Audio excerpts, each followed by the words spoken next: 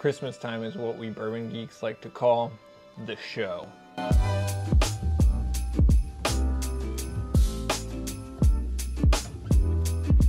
mean, this is the big one. This and repeal day. We're jacked to just chill, drink bourbon with friends and family. Christmas Day is it. So I'm here today to get you set up, to make sure that you're ready with the absolute best lineup of whiskeys you can have for Christmas Day. So I have 7 bourbons for you. 7 bourbons to make sure that each little milestone that happens on Christmas Day, you've got a glass by your side to make it just even a little bit better. Before I drop those, I just want to say thanks for watching the vid. If you like this video, get down, like the video, leave me a comment, and subscribe if you haven't already. I just gotta say I'm thrilled with the support that you all dank peeps have been dropping so far the last couple of months. I really appreciate it. I will be starting live streams this coming Thursday at 8 o'clock, so be sure to check those out. The first one we will be doing is a rare breed rye bottled pop, and I'll give you a little tour of my bar. I will also be dropping some news on just what lays ahead for the Droopy Whiskey channel. Should be a pretty rad time. But for now, let's talk about the 7 bourbons you need to make the perfect Christmas. And just one other thing before we get there. What am I drinking? Well, it's actually not a bourbon. I mean, when I think about Christmas whiskey, or whiskey that even tastes like Christmas, I'm thinking rye, actually. And this is an exciting whiskey out of Wisconsin, Dancing Goat Distillery. Limousin Rye has been around for a few years, started in 2017. This is the first 6-year release, and it's a cask strength release. Unfortunately, it is Wisconsin only at this point, but foreshadowing of what lays ahead for this awesome rye, it's very Christmassy. Like, I get parsley and dill and anise, like licorice, juniper berries. It's got a lot of ginny type qualities. So if you like gin and you like rye, then this may be for you. It's Christmas in a glass. If you don't like gin, it's probably not for you. But I like gin. I mean, I like whiskey more, but I also like gin. So this works for me. Now let's get into it. You wake up on Christmas morning. We could do like we did on Thanksgiving.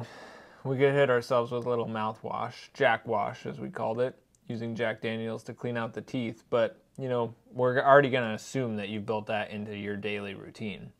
So really you just need to wake up. And it's probably fair to say that you probably had a few pours on Christmas Eve. You've got friends and family around, safely, hopefully, because COVID.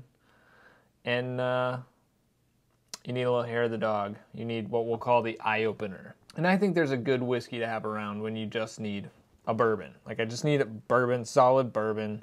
I needed to pack a little punch, have a little heat, give me a little zip. Well, the one that I would recommend, I don't have on me, but is very, very cost-friendly. It's one that won't hurt you to just throw back 1.5 ounces of at 7 o'clock on Christmas morning to get things rolling. And that would be Evan Williams White Label, which is bottled in bond.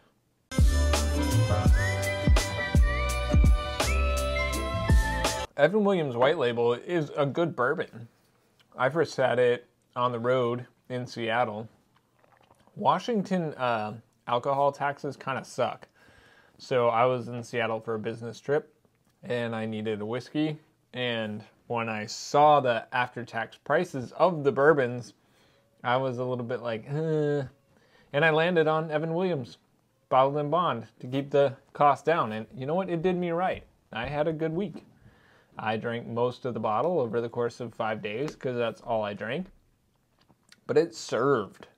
And when you need something to open your eyes on Christmas morning, it will serve you.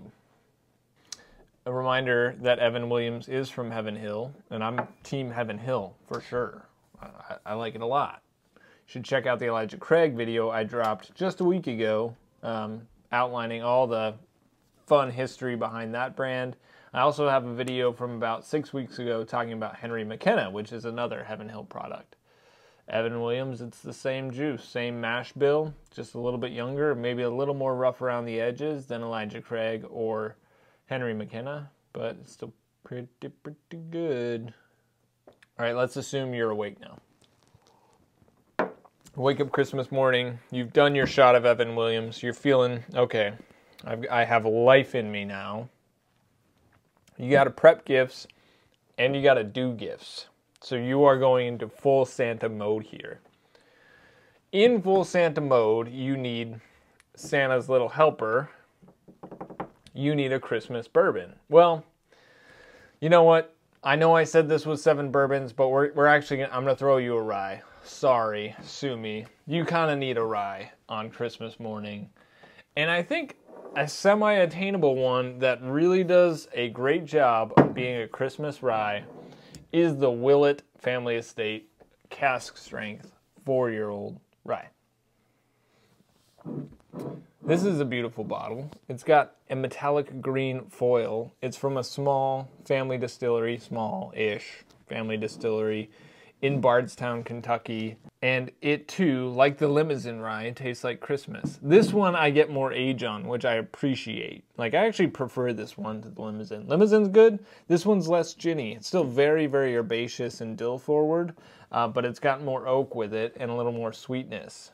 This is great, great rye. I'm not a big fan of some of Willett's younger bourbons, like the Willett Pot Still. It's just not for me. But the Willett youngish rye, pretty darn good, and I love the proof point too. This one is one of the lower ones I've seen at 105.8.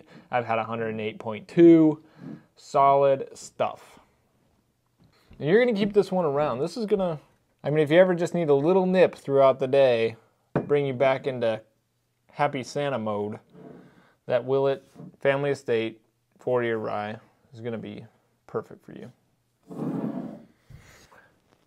After all the gifts have been done, and you've had, by that point, probably 2.5 ounces of bourbon, you need to get something in your stomach. It's almost mealtime, but you got to do the meal prep. So you need a bourbon. We are back on bourbons now. You need a bourbon that's going to pair well with the cooking process. And I'm going to assume you're going Christmas ham here. And if you need a bourbon to glaze the ham, so bourbon, brown sugar, baste the snot out of that. But I've basted a few hams in my time. Baste it with bourbon and brown sugar. You want a bourbon that's going to taste good, but you're not going to mind that you just basted a ham with it. I'm going to recommend Old Forester 100.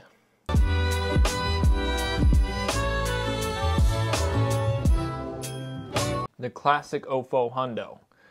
Don't just go with the Old Forester 86, though you might be tempted to do so, because you might want to drink it. And Old Forester 86 just lacks depth and flavor. It's kind of like honey and a little bit of smidgen of an oak and not much else. It's just not great. But Old Forester 100 is maybe $5 or $6 more and is just light years better. Light years better. And it's probably quite a bit older. Like, listening to some interviews from the distillers and tasters at Old Forester, it seems like Old Forester 100 gets a decent amount of well-aged barrels dropped into those batches.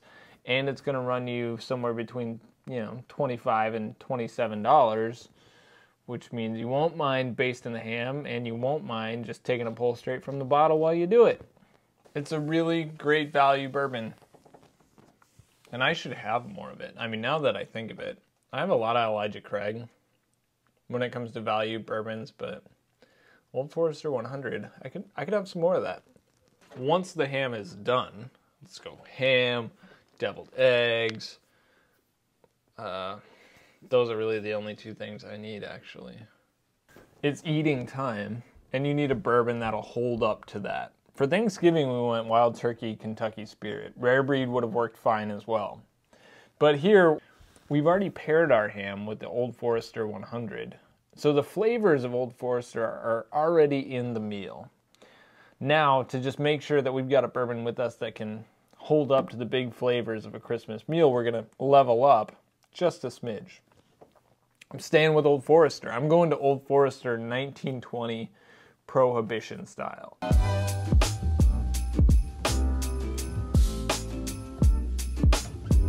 This was the third release in the Whiskey Row series from Old Forester, which is basically their small batch collection.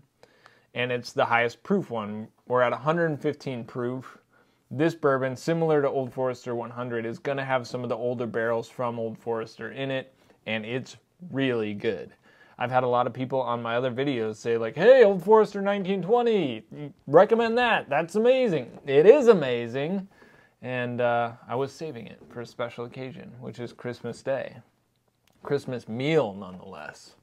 So yeah, you bet I'd be willing to rock a couple fingers of Old Forester 1920 with my lunch on Christmas. It's one of those that you can find on pretty much every shelf, which is kind of a miracle, because whiskey geeks know about it and it's still available.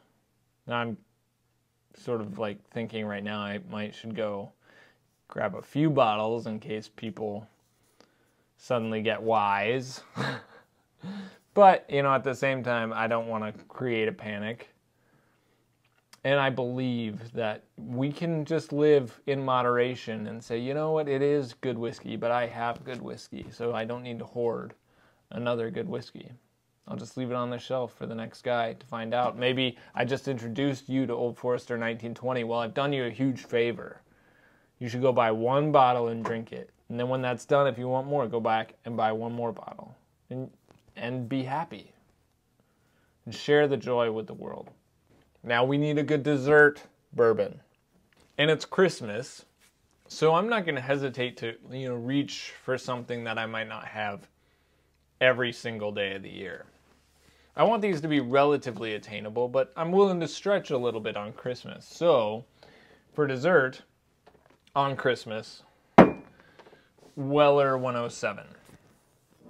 So this is Weller Antique 107, likely slightly older than Weller Special Reserve, which it's funny that Weller Special Reserve is Special Reserve when it's the lowest tier of Weller.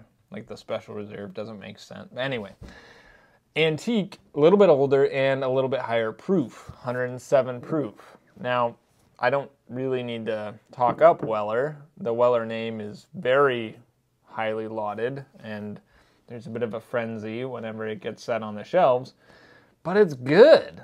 I mean, it's hard to poo-poo on Weller, and when it comes to nice, sweet, round, easy to drink, delicious bourbons that would pair well with, a pie of pretty much any kind, a cobbler maybe, a crisp or a crumble, even ice cream.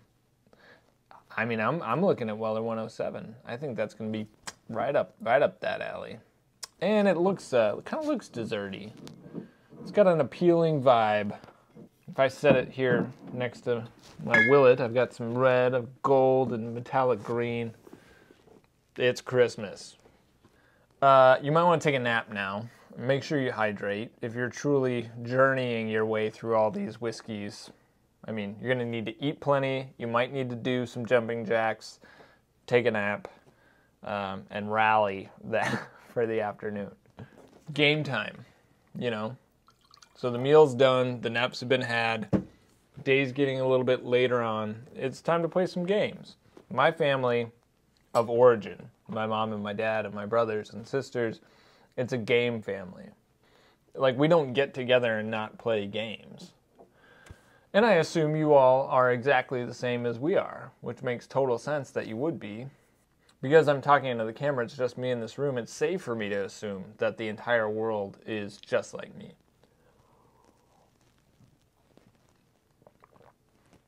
Ooh. That is some hard water. I want a bourbon that's it's gonna match the good times that I'm having on Christmas Day with family, playing Settlers of Catan or whatever other game, euchre, some four-way cribbage, Wisconsin games. Anyway, I want a bourbon that's going to be like, oh yeah, this really meets the moment And I can't look outside of Buffalo Trace. I mean, I dropped Weller from the Buffalo Trace distillery, but if it's me on Christmas afternoon and I'm with my dad or my brothers, I'm going to go Stag Junior. And I only have one bottle left. I've been through some bottles of Stag Junior in my time. I'd really love to find a backup. I don't have one, but I would pop this one because it's one of my absolute favorites. And it's Christmas, right? I mean, if we're going to drink bourbon on Christmas, let's make them our favorites. I love this one. It's so full of flavor. It packs a major wallop. This edition is 132.3 proof. It's sweet and brown sugary. So if I still had a little bit of the Weller 107 in my glass after dessert, I can pour the Stag on top of it, and it's not going to be majorly contradictory flavors. But this one is such a favorite of mine that I'm just happy to bring it out in the moment that I want to enjoy it to the max. Now, by this point, we probably had somewhere in the range of 8 to 10 ounces of bourbon. Do small pours. Let's say, retroactively, wind this thing back and say, we should be doing very small pours of these. It's nightcap time. The fire's roaring. Christmas Day is winding down. The kids are in bed. Hopefully you turn the TV off and it's just good conversation. Chill Christmas vibes. This moment calls for Midwinter Nights Jam from High West Distillery.